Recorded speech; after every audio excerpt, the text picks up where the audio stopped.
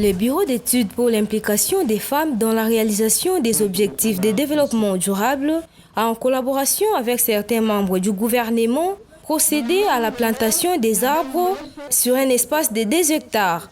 Cette séance de mise en terre a eu lieu au plateau des Bateke ce dimanche 6 juin à Kinshasa. La grande motivation de l'ASBEL était de répondre présent à l'appel du chef de l'État pour la plantation de 1 milliard d'arbres d'ici 2023. Comme ASBEL, nous sommes aussi une main qui vient en appui au gouvernement. Alors nous nous sommes dit, nous devons faire quelque chose parce que tous, nous pouvons aller de l'avant. Sur le terrain, la vice-premier ministre, ministre de l'Environnement et Développement durable, a symboliquement planté un arbre sur ce site rural de Kingakati dans la commune de Maluku. Mutu nyonso na vie na ye asengeli ya lo na nzete au besoin lo na ta nzete moko na sanza moko ti ozokola.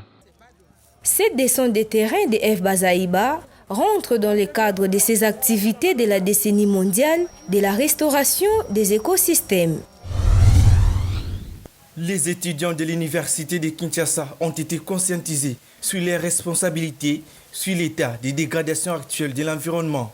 Au cours de cette conférence agencée à l'occasion de la Journée mondiale de l'environnement, un accent particulier a été mis sur des questions de la protection de l'environnement, ses conséquences sur la qualité de vie des populations et la survie de la planète. Organisée par les clubs des étudiants de la faculté des sciences de l'environnement, cette activité a réuni les étudiants du département de la faculté des sciences, de l'agronomie, les chefs des travaux et professeurs. Nous avons démontré aux gens que tant que les gens vont continuer à polluer la nature, la restauration des écosystèmes ne sera qu'un slogan creux et une coquille vide. D'où, pour restaurer les écosystèmes, il faut s'attaquer, il faut interroger les causes de la dégradation de ces écosystèmes. Les thèmes de cette manifestation, restaurer les écosystèmes, entrent en résonance avec la catastrophe de l'éruption volcanique qui a secoué la ville de Goma. Pour ces scientifiques, il y a lieu de s'inquiéter des conséquences lourdes qui pèsent sur la nature et sur l'homme. Il faut que tout un chacun de nous puisse comprendre que c'est un problème majeur qui s'affronte, qui veut nous affronter ou qui s'attaque à notre pays. Aujourd'hui, la RDC n'a plus le même climat qu'avant. Aujourd'hui, nous constatons que même la saison sèche qui auparavant était brutale, qui auparavant était vraiment efficace, qui était une saison qui était très sèche et il faisait très froid au début, mais là nous sentons déjà que la saison sèche n'est pas celle que nous connaissions auparavant. Les conférenciers estiment qu'investir dans la restauration des écosystèmes congolais est l'une des voies possibles pour commencer à limiter les conséquences environnementales. Cette mesure est plus qu'une nécessité, mais un impérieux devoir. La plupart des écosystèmes congolais ont subi des dégradations. Et parmi ces dégradations, il y en a qui concernent la flore, c'est-à-dire les espèces végétales. Et lors de la conférence, nous avons essayé donc de présenter l'opportunité pour réhabiliter, donc restaurer certains écosystèmes en recourant aux espèces locales.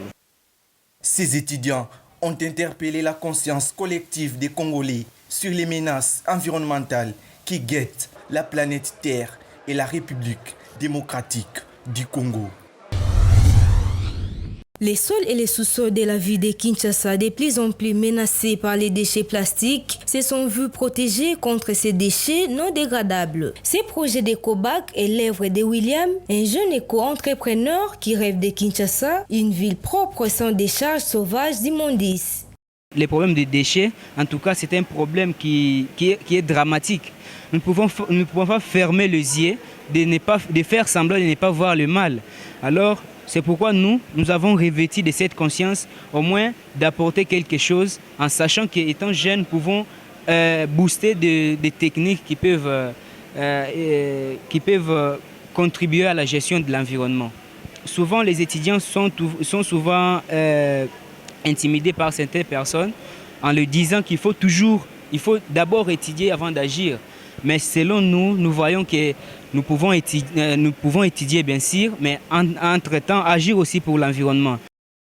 Pour lutter contre la surabondance des déchets à Kinshasa, ces jeunes ont besoin d'une main-d'œuvre qui reste encore coûteuse, d'autant plus que les membres travaillent encore d'une manière artisanale. Ce travail est rendu possible grâce au soutien de ses camarades qui ont voulu partager la même vision que lui. On a ramassé les déchets, nous tous. On était une communauté. D'autres jeunes ne sont pas venus, mais nous, on est venus se le présenter, d'autres sont restés au cas de poids. Ils avaient des empêchements. C'est pour ça que moi et William, nous sommes venus leur représenter. Bon, la plupart on a ramassé à l'université, d'autres en dehors de l'université aussi. Nous voulons aider notre gouvernement à éliminer des déchets pareils. Au lieu de les jeter, au lieu de brûler ça, on pourrait créer avec ça d'autres trucs. Les défis restent énormes pour inculquer aux jeunes la culture de gestion des déchets, puisque le climat des affaires de la RDC ne reconnaît ni exonération, encore moins une subvention aux jeunes entreprises. Pour ces formateurs, ces initiatives qui rentrent dans la vision de Kinshasa Bopeto méritent l'attention du gouverneur. Nous utilisons tous des bouteilles, on les jette.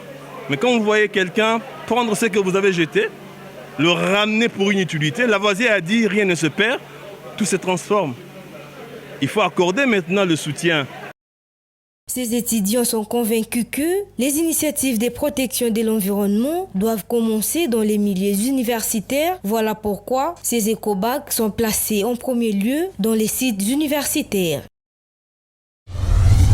En prélude de la Journée mondiale de l'environnement, Africa Green Action a organisé ce vendredi 4 juin un atelier de réflexion autour du thème de l'année, la restauration des écosystèmes. Selon les organisateurs, cette journée est l'occasion pour tous de prendre conscience de sa responsabilité sur la dégradation de ces supports de vie, mais aussi de notre capacité à devenir des acteurs du changement en soutenant un développement durable et équitable, non seulement par des mots, mais aussi dans l'action au quotidien. Et au sortir de cette salle, chacun des participants a compris qu'il était un acteur majeur pour la restauration de l'écosystème. Nous nous plaignons du changement climatique, nous en connaissons les causes et les conséquences. Alors, l'heure n'est plus au slogan, l'heure n'est plus aux citations, l'heure est à l'acte. Posons des actes concrets qui vont nous mener vers l'atteinte des objectifs du développement durable dans le but de léguer aux générations futures un environnement sain, équilibré et dont ils jouiront comme nous nous jouissons aujourd'hui. Présent à ces assises, le conseiller du chef de l'État en matière de l'environnement, Dieudonné Moussibono, a révélé un projet à long terme qui va mener les chefs de l'État afin d'assurer à la nation congolaise un futur plus sûr et prospère. Il faut que le pays ait le courage d'aller s'endetter pour se transformer. Les ressources seront transformées grâce à ces capitaux-là. Sinon, ça sera l'économie des cueilleurs qui consiste à aller cueillir dans la nature et à mettre sur le marché sans valeur ajoutée. Et donc, on ne se développe pas avec l'économie des cueilleurs internationaux. Dire que nous avons des ressources, on ne va pas se développer. Ce n'est pas en coupant les arbres que vous allez vous enrichir. Non. Ce n'est pas en ramassant les minéraux, mais en les transformant pour créer les richesses réelles. Les intervenants ont attribué un rôle incontournable aux communautés dans cette démarche de changement d'attitude en ce qui concerne les problèmes environnementaux. L'environnement, c'est un système. Et ce système, il est dynamique, il n'est pas statique. Il fonctionne. Alors, pour que l'environnement fonctionne, il y a des principes que chaque Congolais doit connaître. Il y a des principes que chaque Congolais doit mettre en tête pour qu'il puisse fonctionner en harmonie avec son environnement. La majorité des gens au Congo ne sont pas informés sur la santé et l'environnement. Donc certes, je peux pas mettre ça en compromission, il y a des émissions qui passent à la télé, il y a des gens qui sensibilisent bien les médias, mais c'est toujours insuffisant. Je me dis, les mamans qui n'ont pas de télévision à la maison, et qu'est-ce qu'elles font? Les mamans qui n'ont pas de téléphone pour être sur WhatsApp, pour être sur net, pour voir des sensibilisations sur la santé et l'environnement, qu'est-ce qu'elles font? Alors ça, c'est déjà une cause, parce que lorsque les gens ne sont pas suffisamment informés sur la santé et l'environnement, ça serait un problème. La Journée mondiale de l'environnement est également l'occasion pour tout le monde à s'engager, à œuvrer et à respecter l'environnement. Pour Africa Green Action, la grande variété de l'engagement de l'homme ne doit pas se limiter à la plantation d'arbres ou à des excursions, mais de chercher à vivre en harmonie avec la nature tout entière. L'okapi est une espèce de mammifère ruminant de la famille des Giraffidae endémique des forêts tropicales congolaises. Il est semblable à la girafe. On l'appelle Mondonga en lingala et Oapi en langue des Pygmées. Il est surnommé la girafe des forêts. L'okapi est la seule espèce du genre Okapia. L'animal est localisé géographiquement dans la forêt des Luturi, la réserve de faune à Okapi et dans certaines forêts du Sankuru et du Nord Ubangi.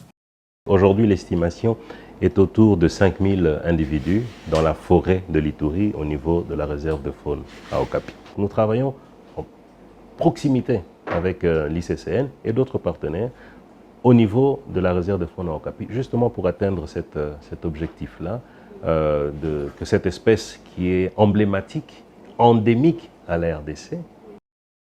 Curieusement, les okapis de la RDC sont visibles dans quelques eaux du monde. Cependant, plusieurs Quinois n'ont jamais vu l'okapi à l'œil nu. Depuis que je suis né, j'ai entendu l'okapi se trouve au Congo. Je n'ai pas vu l'okapi jusqu'à présent. Ça fait partie du tourisme également. Et imaginez le nombre de personnes qui voudront voir l'okapi en face. Alors si également on pouvait penser à introduire cet animal-là dans des villes, par exemple, avec une forte densité. Comme ça va permettre aux gens de les voir à l'œil nu et augmenter également les caisses de l'État parce que ça va apporter de l'argent. Autant des fois, les gens viendront les visiter au jardin zoologique. Ça va permettre à ce qu'on puisse également avoir quelque chose dans la caisse. L'okapi est protégé depuis 1933.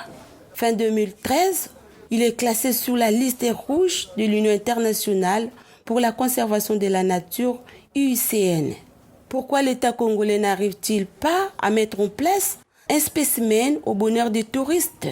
Aujourd'hui, il y a des réflexions pour voir comment repeupler certains zoos, peut-être refaire un zoo au niveau de la réserve de faune à Okapi, avec cette espèce, de sorte qu'elle puisse être vue.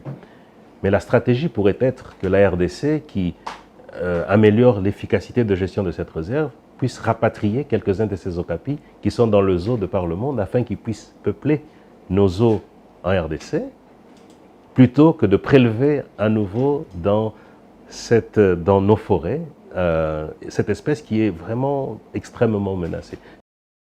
L'okapi est un animal pouvant atteindre une longueur comprise entre 1,90 m et 2,50 m. Au galop, il mesure entre 1,50 m et 1,80 m et pèse entre 200 et 350 kg. Dans son milieu naturel, on peut l'observer dans des clairières ou dans les savanes le long des rivières. Notons que l'okapi n'est pas nomade. Pour se retrouver dans les forêts, il trace des sentiers qu'il utilise pour se déplacer et se rendre dans ses endroits préférés.